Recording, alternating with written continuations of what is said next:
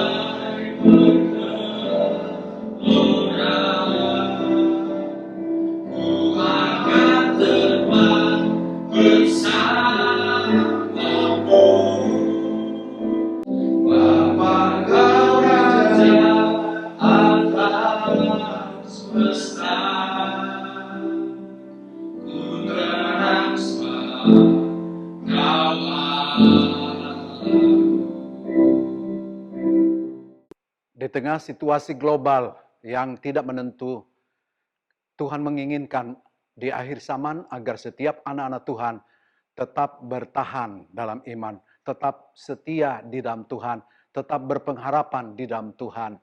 Berangkat dari Ibrani 4 ayat 15, Sebab imam besar yang kita punya bukanlah imam besar yang tidak dapat turut merasakan kelemahan-kelemahan kita.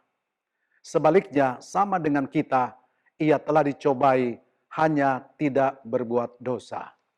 Saudara yang dikasihi oleh Tuhan, kita tidak tahu dan tidak seorang pun yang dapat mengerti seberapa lama durasi epidemik virus ini akan berlangsung.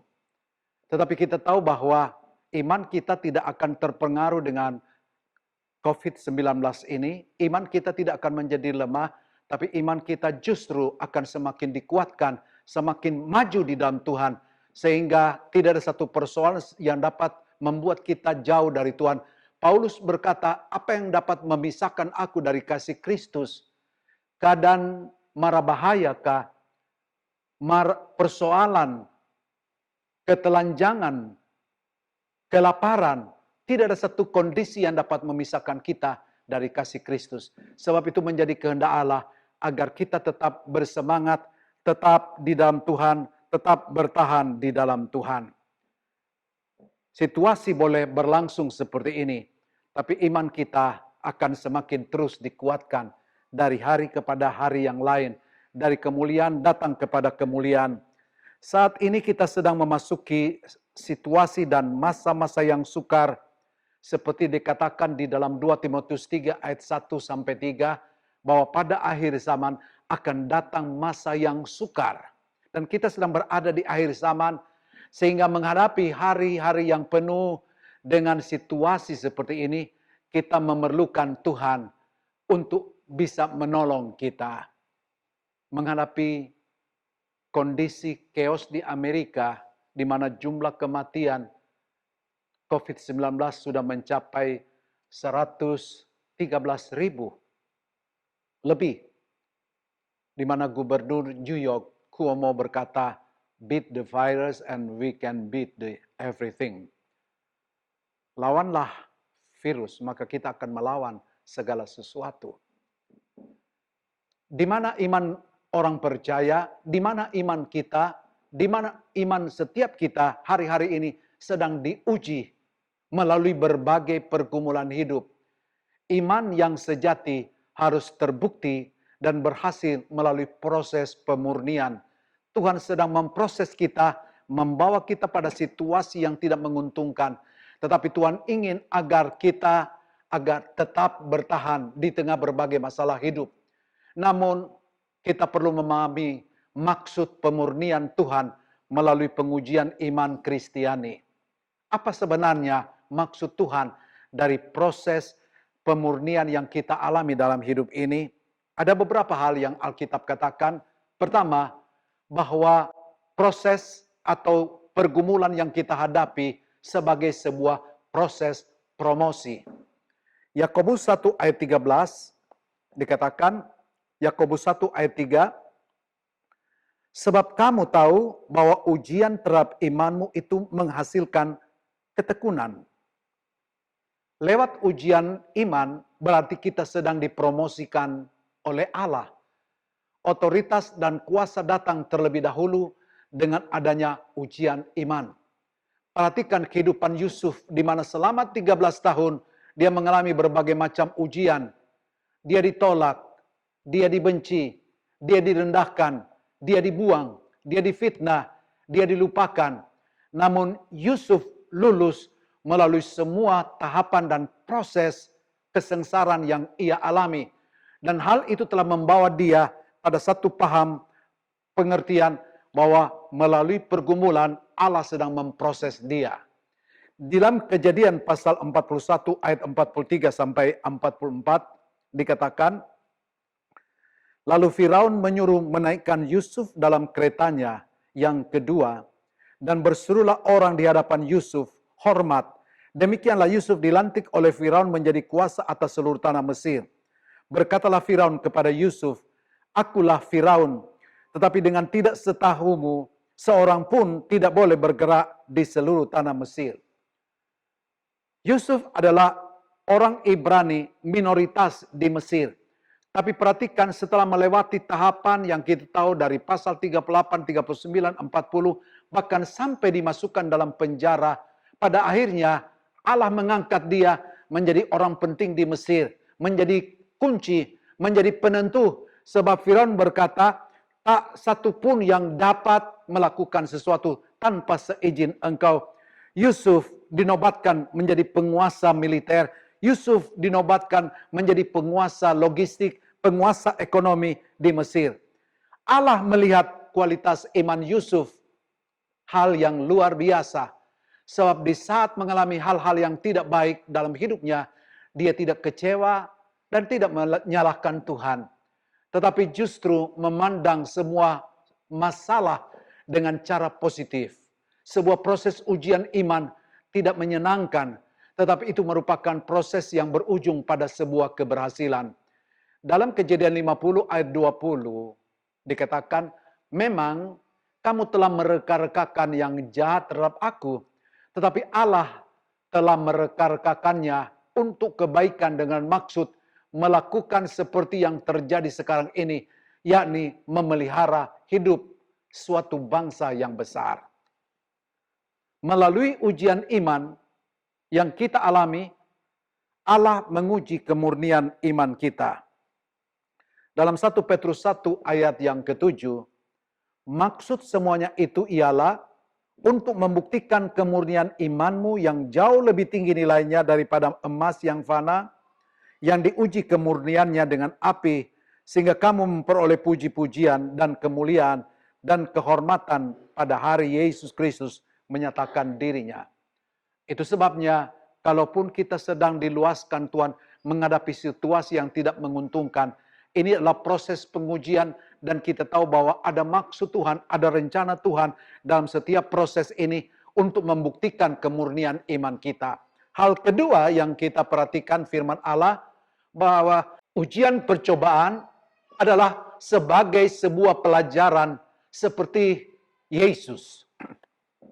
Matius 11 ayat 29 sampai 30. Pikulah kuk yang kupasang dan belajarlah padaku, karena aku lemah lembut dan rendah hati, dan jiwamu akan mendapat ketenangan. Sebab kuk yang kupasang itu enak dan bebanku pun ringan. Ujian bagi iman kita merupakan kesempatan emas untuk kita belajar dari kehidupan Yesus. Dengan membaca Alkitab, kita akan menemukan solusi dari setiap ujian yang kita hadapi di dalam dunia ini. Dan kita bisa belajar dari guru, yaitu Yesus Kristus, guru agung kita.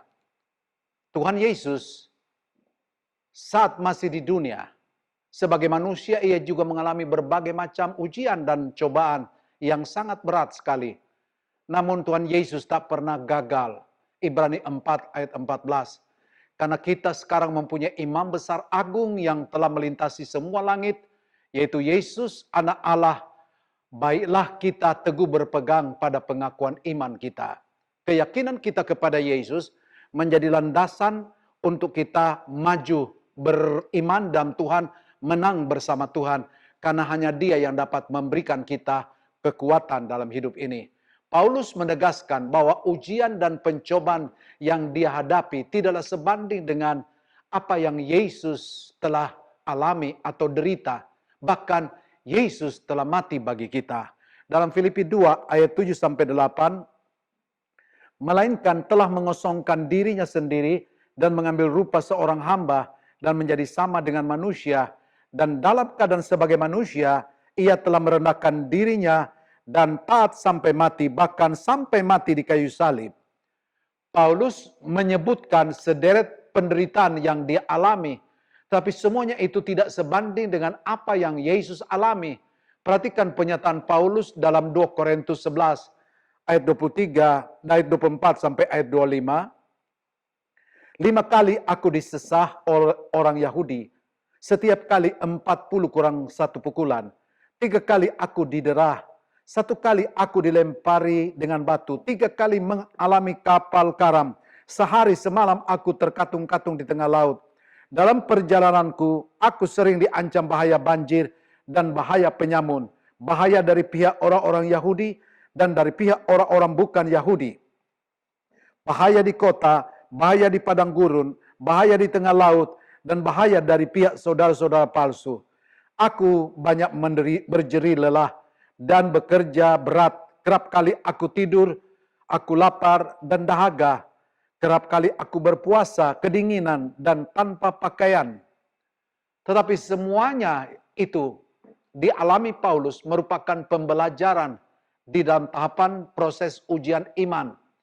Dalam kehidupan kita, Paulus mengingatkan dalam 2 Korintus 12 ayat 10, karena itu aku senang dan rela di dalam kelemahan, di dalam siksaan, di dalam kesukaran, di dalam penganiayaan dan kesesakan oleh karena Kristus. Sebab jika aku lemah, maka aku kuat. Yang ketiga, bahwa pergumulan ujian yang kita hadapi adalah sebagai bukti kasih kita kepada Tuhan. Bukti kasih Tuhan kepada kita. Dan sebaliknya, 1 Yohanes 4 ayat 19, 1 Yohanes 4 ayat 19, kita mengasihi Allah karena Allah lebih dahulu mengasihi kita. Ujian iman akan membuktikan kasih setia Tuhan bagi kita dan kasih kita kepada Tuhan. Dengan berbagai ujian yang kita alami, akan terbukti apakah kita semakin menjauh dari Tuhan atau malah semakin dekat dengan Tuhan. Karena dengan masalah hidup yang kita alami, yang kita hadapi, membuat kita semakin menyadari bahwa Allah tidak pernah meninggalkan kita. Pertolongannya tidak pernah terlambat. Karena itu, kita harus tetap tekun beriman sampai pada akhirnya. Ujian iman akan membawa kita lebih merasakan kuasa dan kasih Tuhan. Semakin besar masalah yang kita hadapi, semakin besar pula mujizat yang akan dinyatakan Tuhan ke dalam hidup kita. Asalkan kita mau berserah kepada Tuhan. Ujian iman merupakan peluang untuk kita berbalik dan semakin mendekat kepada Tuhan. Dengan ujian yang kita alami, akan menyadarkan kita bahwa Tuhanlah satu-satunya jawaban untuk semua masalah kita. Bukan dengan harta, kepandaian, kekuasaan yang membuat kita berhasil mengatasi masalah. Tapi hanya dengan berserah kepada Tuhan, maka segala kesukaran hidup yang kita alami teratasi. Pandanglah Dia, sebab Dia lebih besar dari semua masalahmu. Kesempatan ini saya ingin mendorong untuk kita tetap berserah kepada Tuhan di situasi yang semakin tidak menentu ini, karena ada maksud Tuhan dalam kehidupan kita. Kita perlu mempertahankan iman Kristiani. Tuhan Yesus kiranya menolong kita.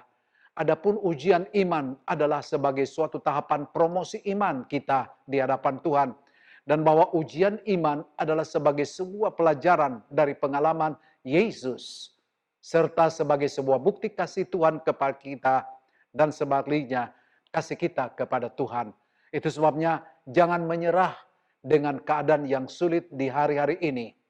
Keep going strong in the Lord. And may God bless you all. Amen.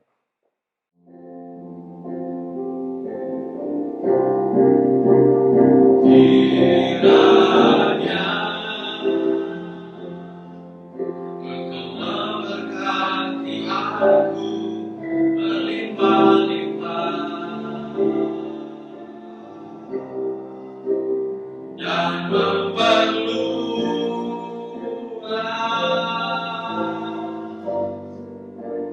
daerahku.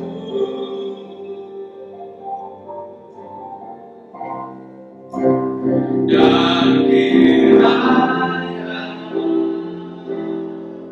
Namamu menyertai aku dan melindungi aku daripada malapetaka sehingga kesakitan tidak menimpa aku. Kiranya pertolongan, penyertaan Tuhan dan perlindungan Tuhan ada atas masing-masing kami. Berkati jemaat-Mu, berkati domba-domba gembalaan Tuhan, satu persatu dimanapun mereka berada. Yang sakit pasti disembuhkan, yang lemah dikuatkan, yang susah dihiburkan, yang memerlukan pertolongan dalam bentuk apapun, tertolong dalam nama Yesus. Menjaga kami dari hal-hal yang Tuhan tidak kehendaki, dari virus corona ini. Jauhkan kami anak-Mu dari segala penyakit. Bahkan kami berdoa, kiranya penyertaan Tuhan ada dalam rumah tangga anak-Mu. Berkati usaha dan mata pencaharian anak-anak-Mu. Walaupun virus ini telah membuat banyak hal yang dirugikan dalam kehidupan kami, tapi kami tahu dalam Engkau kami adalah orang-orang yang sangat beruntung, karena Tuhan berjanji di tengah kelemahan kami, di sana kekuatan Tuhan menjadi bagian kami. Di dalam kekurangan kami, di sana kelimpahan kemuliaan Tuhan akan dinampakkan dalam kehidupan kami. Sertai terus dan memberkati terus. Kuatkan kami di dalam Tuhan.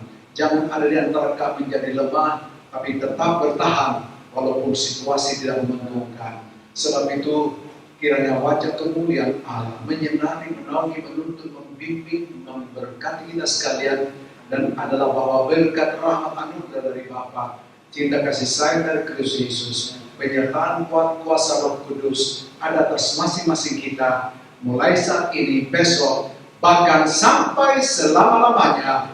Di dalam nama Tuhan Yesus Kristus kami berdoa. Haleluya. Amin. Puji Tuhan. Tuhan memberkati kita sekalian.